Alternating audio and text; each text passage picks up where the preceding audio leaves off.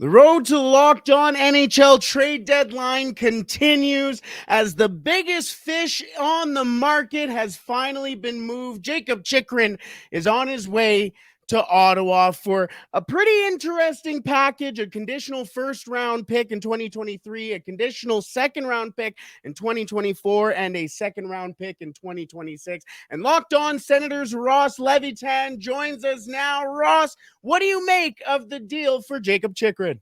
Oh, it's a long time coming, Brett. We're so happy that Jakob Chychrun's coming home to the nation's capital. I know he's born in Florida, but his dad's an Ottawa area guy. He played in the NHL in Florida while he was born, but comes back here every summer. And the rumor was all of last summer that he wanted to move to come to Ottawa. And we don't get that often, Brett, guys wanting to make Ottawa their permanent location. And with 2 years left on his contract at 4.6, I mean, whoever was going to get him was getting an impact player. And when you say the biggest fish has moved, I'm having flashbacks of the draft with Alex DeBrincat, and it's the same type of return. Only picks, no prospects. And Sens fans are really high on Shane Pinto and Ridley Gregg, and that's who each team wanted. There was rumors going into the season. Coyotes were standing firm. We want Shane Pinto as a part of the deal. I got ratioed pretty hard by saying I wouldn't do it. I mean, you look at a guy who's potential versus what they've actually done. And then the most recent rumor, Darren Dreger reported that Matt Sogard was an option for Arizona, but he was just named the NHL's Rookie of the Month, 4-0-1. Unbelievable start to his career, 6'7" goalie. Last time they traded one of those away, Brett, it ended up being Ben Bishop. He turned out pretty good. So you don't want to move those guys, but you look at what Ottawa's done right now. Super exciting that they're adding an impact defenseman to the mix. The only question, and we're going to get into this a lot on Locked On Senators, is who moves to the right side. Because they've got Chabot, Sanderson, even Brandstrom to a lesser extent, already playing on the left side. Chychrun, left shot. Are you going to move him over? Who's playing their offside? It's going to be fascinating to watch develop.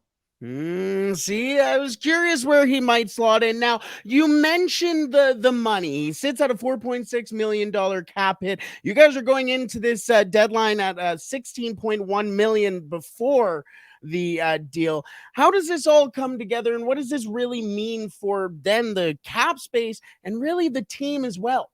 Yeah, I mean, this just gives them more cost certainty going into next season. We'll see if there's another move to be made, but defense needed to be addressed. I think in a perfect world, he's a right shot, but those aren't easy to come by. So you go out and you get the most impactful player you can, and that term is huge. The 2 years left there at 4.6. Like, they just moved Nikita Zaitsev off the books, and he was at 4.5. So you're basically replacing Nikita Zaitsev's money with Jakob Chychrun. I don't have to sit here and explain to everyone how much more impactful he's going to be on the ice than that. I think he's going to help them at 5-on-5 where they've struggled a lot. They're a top 10 penalty killing team, top 10 power play team this year, but they needed another guy to be out there and play 20, 22 minutes a night. And Chychrun's been doing that for 7 years. So he's ecstatic to come to Ottawa. We're excited to have him. And I think his cost certainty just fits in.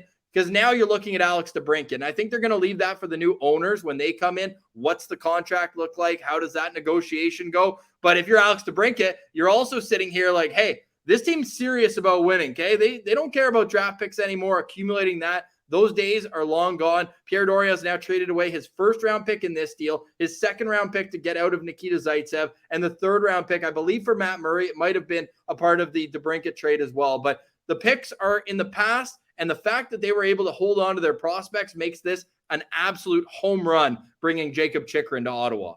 The Ottawa Senators still have some pieces left, Ross. Are the Ottawa Senators done?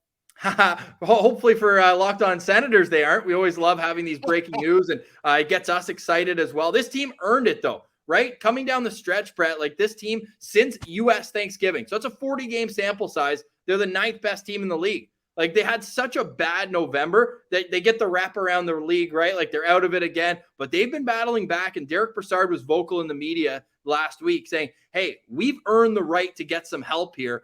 And for a guy to say that, especially a guy who's a veteran, playing in game number 1,000 tomorrow as an aside, but he might be the guy out of the lineup if they go out and get another forward. But for him to want that for the team, I think if they can get a centerman, that would be ideal. I bet you that there was some talk about Nick Bjugstad being in this trade. I think he's the type of player, like a middle six guy with maybe an expiring contract, like a Lars Eller got moved today. He would have been like that type of middle six guy because they don't have Josh Norris the rest of the year, right? He's out with that shoulder surgery. They've been playing Pinto there. But when we saw Pinto play his best, it's on the third line. So if they can find somebody to be in that 2-3C position, I think that would benefit them going to the deadline. But this was the big fish. They had to go out and get a defenseman, and they didn't only get a defenseman. They went out and got probably the most impactful one on the market. So it's a great day to be a Sens fan. It came after, we were calling those the biggest games of the season, maybe the biggest games since 2017 against Detroit, divisional, right above them. They didn't just beat them, they bullied them in both those games, 6-2, 6-1. And I think that they earned the right to get this player. And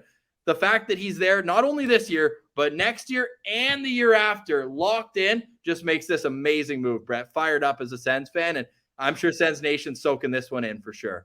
Oh, I could only imagine. The biggest fish on the market is off the market as Jakob Chychrun is on his way to the Ottawa Senators. For more leading up to the NHL trade deadline, make sure you stay tuned to your local Locked On NHL shows leading up to the NHL trade deadline. It feels more like the NHL trade deadline week. Either way, thank you so much for joining us. This is Locked On Podcast Network, your team every day.